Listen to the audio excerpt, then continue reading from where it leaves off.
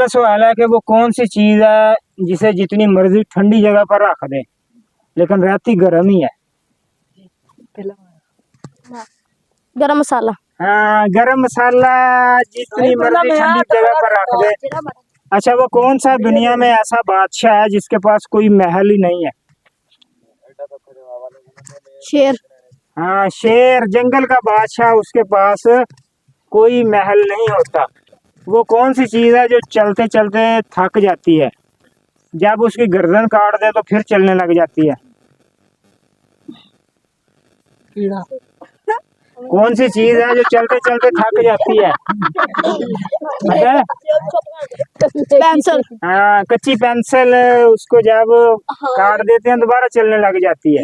पाकिस्तान के कितने सूबे हैं? चार।